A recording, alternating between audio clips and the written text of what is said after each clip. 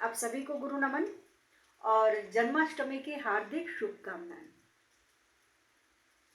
आज बात करते हैं कि आध्यात्मिक प्रगति में गुरु की क्या आवश्यकता है।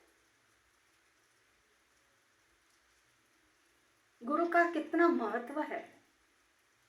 हमारे देश में सदियों से गुरु परंपरा चली आ रही है। आज श्री कृष्ण जी का जन्मदिन, भगवान श्री कृष्ण जी का जन्म दिवस है। उस भगवान के भी गुरु थे, है ना। श्री कृष्ण भी गुरु सांदीपनि के आश्रम में रहे, वहीं से उन्होंने आध्यात्म की शिक्षा प्राप्त की। भगवान श्री राम, उनके भी आध्यात्मिक गुरु थे, गुरु वशिष्ठ जी। वो तो परमात्मा थे, फिर भी उनके गुरु थे। अब देखिए ना, साधारण से एक एग्जाम्पल दे रही हूं मैं। हमारे बच्चे हैं, आप सारी किताबें लाकर दीजिए तो वो पढ़ सकते हैं ना। पढ़ सकते हैं क्या? नहीं। फिर भी उन्हें स्कूल और कॉलेज भेजना पड़ता है। अब तो ट्यूशन भी भेजना पड़ता है ना। भेजने पड़ते हैं बच्चों को। किताबों में सब कुछ है, मगर फिर भी उसे समझाने के लिए हमें भेजना पड़ता है शिक्षक के पास। उनका पूरा नॉलेज उस शिक्षक के पास है। किताब होने के बावजूद हमें शिक्षक के पास भेजना पड़ता है। और ये तो आध्यात्म की बात है, जिस राह पर हम कभी चले नहीं, जो हमारे लिए पूर्णतः अनजान है। ऐसे रास्ते पर चलने के लिए क्या मार्गदर्शक की जरूरत नहीं पड़ेगी? जरूर पड़ती है। ये भी हमारे लिए नया रास्ता है, बिल्कुल अनजाना सा है, तो हमें भी तो मार्गदर्शक की जरूरत पड़ेगी।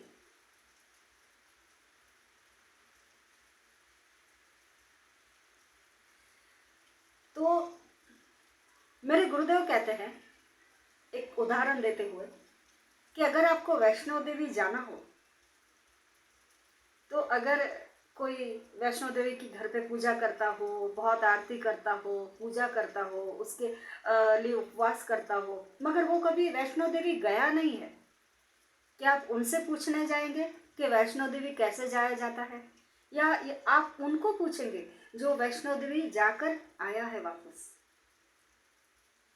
जो गया है, जिसे मालूम है कैसे जाया जाता है, कैसे पहुंचा जाता है, रास्ते में क्या क्या तकलीफें आती है, कैसे सामना करना है, चढ़ाई कितनी है। जो गया हुआ है उसे सब मालूम होता है। हम उनसे पूछने जाएंगे कि वैष्णो देवी हमें जाना है तो कैसे जाएं, ना ही कि उनसे कि जो बस उसकी पूजा करता है मगर वो कभी गया नहीं, पहुंचा नहीं। मेरी बात को आप समझ पा रहे होंगे। आध्यात्म एक ऐसा रास्ता है, वहां पर कोई भीतर उतरा हुआ पुरुष, कोई भीतर उतरा हुआ सदगुरु, महापुरुष, जो अंतर्मुखी है, जो जो भीतर उतरा हुआ है, जिसने अपने आत्मा को जाना हुआ है, जिसने आत्मज्ञान प्राप्त किया हुआ है, वही सामने वाले को दे सकता है। उन्हें ही मालूम है, आत्म जागृति वही करा सकता है। अब अगर हम कहें कि मुझे बहुत अच्छा एक आम का पेड़ मेरे बगीचे में मुझे चाहिए, और ऐसा सोचते हो, ये उदाहरण भी मेरे गुरुदेव ही देते हैं। मेरी बहुत सारी बातें मेरे गुरुदेव से ही प्राप्त हुआ है, उनसे ही जो सीखा है वही है, तो मेरे पास तो वही है। और कुछ अपने अनुभव है, जो कुछ अपने अनुभव से जाना हुआ है, और बाकी सब कुछ मेरे गुरुदेव के माध्यम से ही प्राप्त हुआ है। तो गुरुदेव कहते हैं कि आपको बहुत एक अच्छा आम का वृक्ष चाहिए, और आप अपने बगीचे में रोज पानी डाल रहे, खाद डाल रहे, सब कुछ कर रहे, और आप कह रहे हैं कि आम का वृक्ष हो ही नहीं रहा।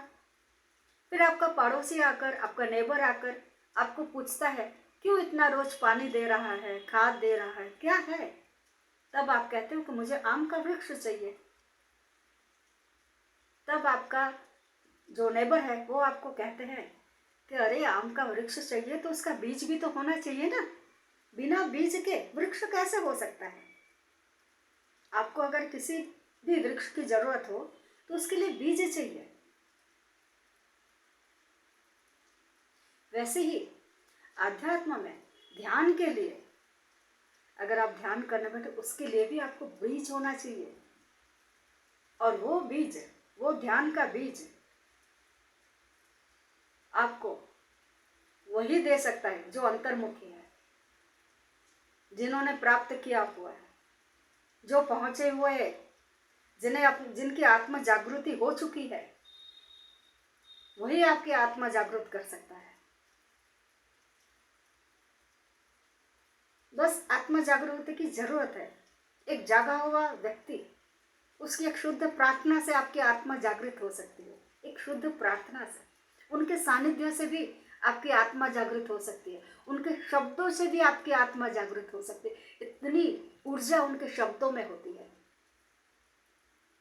उसके सानिध्य में भी आपके मन के सारे विचार दूर हो जाते हैं और आपकी आत्मा जागृत हो जाती है, क्योंकि वे जले हुए दीपक है। एक जले हुए दीपक के पास अगर आप जलने की इच्छा लेकर गए तो आप ऑटोमेटिक जाग ही जाएंगे, जल ही जाएगा वो दीपक। कोई दीपक, कोई दिया, बुझा हुआ दिया, अगर उस जले हुए दिए के पास एक जगने की इच्छा से आया हो, जगने की इच्छा होनी चाहिए, जलने की इच्छा, जगने की इच्छा, तो ही वो जागृत, वो जल सकती है। सदगुरु कुछ नहीं करते, बस उनके हमें सानिध्य में जाना होता है, आत्मा से जुड़ना होता है। आत्मा से, मेरे शब्दों को ध्यान दीजिए, आत्मा से जुड़ना होता है और एक शुद्ध संकल्प और शुद्ध इच्छा होनी चाहिए, मेरी जागृति होनी चाहिए, मुझे जागृत होना है। बस उनके सानिध्य में आपकी आत्मा जागृत हो जाती है। एक छोटी सी, एक छोटा सा ही प्रोसेस है। वो जगाते नहीं है, कोई प्रोसेस नहीं करते, बस ये हो जाता है, ये स्वतः हो जाता है, उनके सानिध्य में हो जाता है।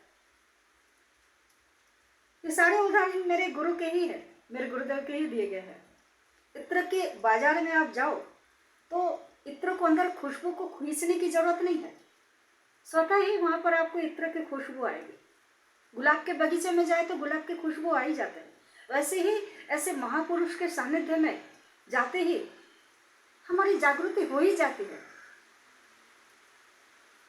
मगर साधना से धीरे धीरे धीरे धीरे वो जो छोटी सी चिंगारी है, उस चिंगारी को धीरे धीरे ऊर्जा को जगाए रखना पड़ता है। हमें साधना उसे जगाए रखती है और उसे वृद्धिगत करना होता है। धीरे धीरे धीरे धीरे बोलते हैं ना, खाद और पानी उसके बाद काम करता है।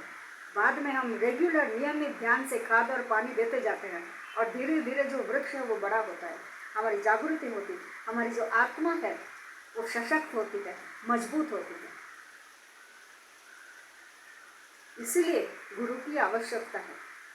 बिना गुरु के इस रास्ते पर चलना ही मुश्किल है। मेरे गुरुदेव कहते हैं कि गाय का चित्र आपको दिखाया जाए और कहे कि गाय देखो, ये गाय के 4 पैर है, 2 कान है, गाय दूध देती है, दूध सफेद होता है, पीने में मीठा होता है। तो गाय के चित्र से आपको मालूम पड़ता है कि ये गाय है। गाय और गधे अगर सामने हो तो आपको समझ में आ जाता है कि ये गाय है और ये गधा है, आपको अंतर पता चलता है। मगर अगर आपका गाय का दूध पीना हो तो उसके लिए जीवंत गाय की जरूरत है। तो वो जो चित्र है उससे कुछ नहीं हो सकता। तो पुस्तकों से जानकारी आपको मिल सकती है, माने कि पुस्तक पढ़ के आपकी जागृति नहीं हो सकती। जागृति लाने के लिए वो जीवंत गाय चाहिए, वो जीवंत गुरु चाहिए। दूध पीना है तो जीवंत गाय की जरूरत है।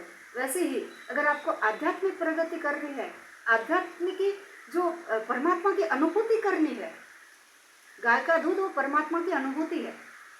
परमात्मा की अनुभूति करनी है तो गुरु की जरूरत है।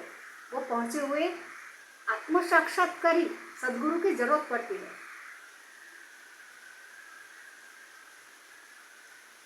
अब वहां तक पहुंचे कैसे, आपको कैसा पता चले कि यही मेरे गुरु है?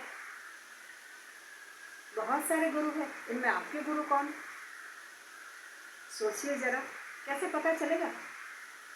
तब तक आप सोचिए, नेक्स्ट वीडियो में बात करते हैं। तब तक के लिए धन्यवाद।